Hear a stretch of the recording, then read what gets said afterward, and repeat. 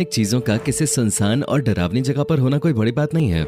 हम अक्सर इस तरह की कहानियां सुनते आ रहे हैं, लेकिन तब क्या हो जब मंदिर जैसी जगहों पर ऐसी ऐसी रहस्यमयी बातें निकलकर सामने आने लगे जिनके बारे में सुनकर किसी के भी होश उड़ जाएं।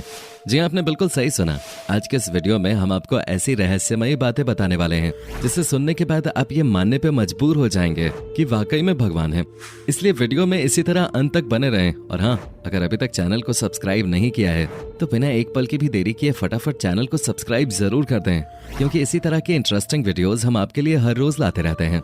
दोस्तों, न केवल भारत में बल्कि पूरी दुनिया में केदारनाथ मंदिर को सबसे मिस्टीरियस मंदिरों में से एक माना जाता है। केदारनाथ मंदिर भारत के उत्तराखंड राज्य के रुद्रप्रयाग नाम के जिले में स्थित है।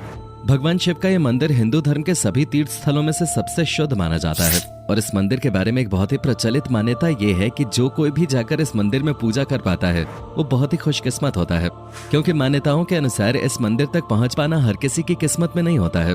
पर इन सबसे ज्यादा रोचक बात तो ये है कि केदारनाथ मंदिर को कब, किसने और क्यों बनवाया, इसके बारे में कोई भी नहीं जानता। हालांकि वो अलग बात है कि धर्म और शास्त्रों में ये लिखा गया है कि केदारनाथ मंदिर को पांडवों ने बनवाया था, परंतु अभी तक इस बात का कोई सबूत नहीं मिला है कि इस मंदिर को वाकई में पांडवों ने बनवाया था या फिर इसके पीछे कोई और ही रहस्य छुपा हुआ है। और इस मंदिर का रहस्य यहीं पर खत्म नहीं होता, क्योंकि जब आप केदारनाथ मंदिर की बनावट को देखेंगे तो आपका सिर चकराने लग जाएगा। केदारनाथ मंदिर में जो पत्थर लगे हुए हैं वो इतने सटीक और इंटरलॉकिंग तरीके से लगे हैं कि देखकर ही ऐसा लगता है मानो किसी मॉडर्न इंजीनियर ने इसे तैयार किया हो। पर ऐसा होना तो संभव नहीं है, क्योंकि यह मंदिर आज से हजारों साल पुराना है। और जिस किसी भी वक्त यह मंदिर बना होगा उस वक्त आज के समय में इस्तेमाल की जाने वाली मॉडर्न टेक्नोलॉजी का नामो निशान तक नहीं था। ऐसे में बिना किसी वर्तमान टेक्नोलॉजी के इस मंदिर को ऐसा बनाना अपने आप में किसी चमत्कार से कम नहीं है, क्योंकि कोई भी तूफान आए या फिर कितना ही बड़ा बवंडर क्यों ना आ जाए, इस मंदिर को कुछ भी नहीं हो सकता। तभी तो 16 जून 2013 को इतनी बड़ी सुनामी और तूफान में पूरा उत्तराखंड पानी में बह गया। यहाँ तक कि आज के जमाने की बड़ी बड़ी बिल्डिंगें जमीन पे ताश के पत्तों की तरह बिखर गई थीं। कितनी सारी बिल्डिंगें पानी के साथ पूरी तरह से तबाह हो गईं, लेकिन केदारनाथ मंदिर को आंच तक नहीं आई। पूरा का पूरा मंदिर वैसे का वैसा ही खड़ा रहा। भले ही पानी का सैलाब मंदिर के अंदर तक पहुंच गया था, जिसकी वजह से पूरा मंदिर पानी से डूब गया, लेकिन मंदिर को कुछ भी नहीं हुआ। जी हाँ, आज भी आप मंदिर को ठीक वैसा ही देखेंगे जैसा ये सालों पहले बनके तैयार हुआ था। अब ये बात सुनकर बहुत से लोगों को लग रहा होगा कि इसमें कौन सी बड़ी बात है। तो दोस्तों जरा रुक जाइए, अब हम आपको जो बताने वाले हैं उसे सुनने के बाद आपके रोंगटे खड़े हो जाएंगे, क्योंकि उस वक्त बाढ़ के समय हर तरफ सिर्फ और सिर्फ पानी दिखाई दे रहा था। तभी उस बारिश में जब बहुत सारा पानी हो गया था, पीछे से एक बहुत बड़ा पत्थर पहाड़ से निकल कर आया और केदारनाथ मंदिर के जस्ट पीछे रुककर उसने पानी की धारा को 2 भागों में कर दिया।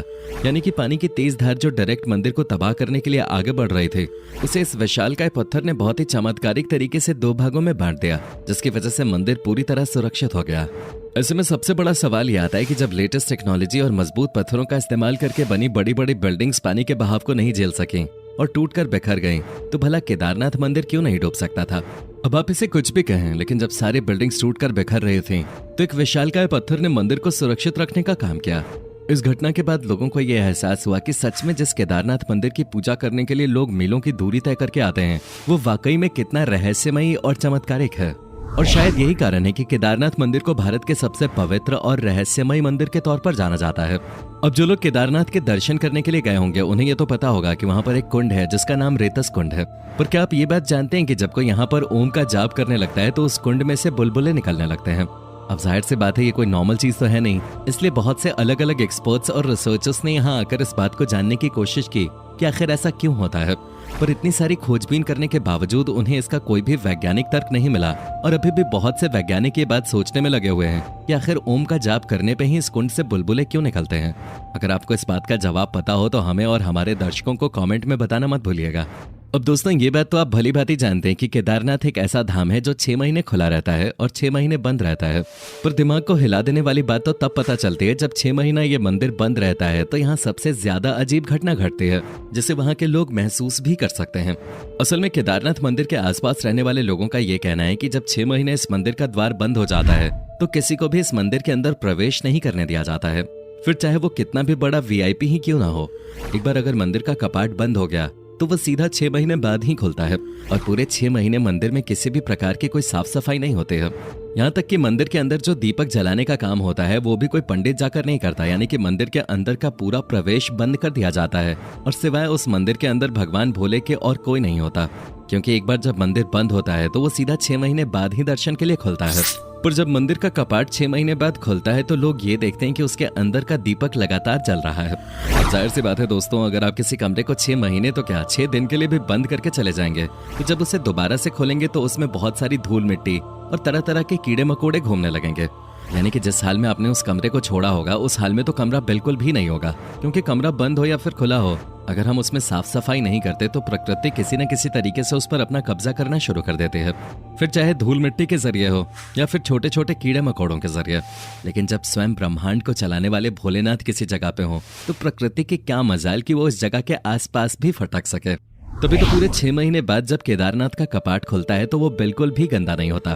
जिस स्थिति में पंडित कपाट को बंद करते हैं उसी स्थिति में कपाट को खोलने पर अंदर का मंदिर बिल्कुल उसी स्थिति में मिलता है। अब चलिए, ये बात तो फिर भी हजम हो जाती है कि कपाट बंद करने के 6 महीने बाद जब मंदिर को खोला जाता है तो उसमें सब कुछ बिल्कुल वैसा ही होता है। लेकिन 6 महीने तक लगातार बिना किसी की सहायता के दीपक का जलना सच में एक बहुत बड़ा चमत्कार है। यहाँ तक कि लोगों का मानना है कि केदारनाथ के इस मंदिर में 6 महीने तो इंसान भगवान शिव की आराधना करते हैं, लेकिन जब कपाट बंद हो जाता है तो उसके बाद 6 महीने तक दूसरे देवी देवता आकर भगवान की पूजा करते हैं और इस बात का सबूत जलता हुआ दिया चीख चीख कर देता है। वरना क्या आपने कभी सुना है कि किसी मंदिर में 6 महीने तक एक दिया जल ही रहा है और वो बुझने का नाम ही नहीं ले रहा? इस तरह का चमत्कार सिर्फ और सिर्फ केदारनाथ में ही हो सकता है। इसलिए कहा जाता है कि केदारनाथ मंदिर में भगवान की असीम शक्तियां मौजूद हैं। यही वजह है कि लोग केदारनाथ मंदिर को इतना ज्यादा पवित्र और रहस्यमयी मानते हैं। लोगों के मन में केदारनाथ के लिए जो आस्था और विश्वास है वो वाकई में अद्भुत है, क्योंकि ये मंदिर खुद बहुत अद्भुत है, जिसकी तुलना हम किसी भी दूसरे मंदिर से नहीं कर सकते। हालांकि कहने को तो ये भगवान का घर है और बाकी मंदिर भी भगवान के ही घर हैं, लेकिन जो चमत्कारिक शक्तियां आपको केदारनाथ में आने के बाद महसूस होंगे वो आपको कहीं भी महसूस नहीं होंगे। मंदिर के अंदर कदम रखते ही ऐसा लगता है मानो स्वयं भगवान शिव का हाथ सिर पे आ गया है और अब सारी तकलीफें खुद ब खुद ही मिट जाएंगे। और हम ये बात सिर्फ इसलिए नहीं कह रहे हैं कि ये किसी धर्म विशेष का मंदिर है और सभी को इसमें होने वाले चमत्कारों पर विश्वास करना चाहिए। हम इसलिए कह रहे हैं क्योंकि इस मंदिर में होने वाले चमत्कार प्राकृतिक नियमों से बिल्कुल अलग हैं, जो कि विज्ञान के दृष्टिकोण से भी काफी रोचक हैं। अब आप किसी भी धर्म से क्यों न ताल्लुक रखते हैं, लेकिन अगर आप विज्ञान को मानते हैं तो एक बार इस मंदिर में जाकर यहाँ होने वाले चमत्कारों को जरूर महसूस करिएगा, जिसके बाद आपको ये समझ में आ जाएगा कि इस दुनिया में कुछ ऐसी भी चीजें हैं जिनका विज्ञान से कोई लेना देना नहीं है, वो सिर्फ और सिर्फ चमत्कार पर चलते हैं। बाकी आप केदारनाथ मंदिर में होने वाले चमत्कारों पर कितना विश्वास करते हैं इसके बारे में हमें कमेंट में जरूर बताइएगा और इसी तरह के रोमांचक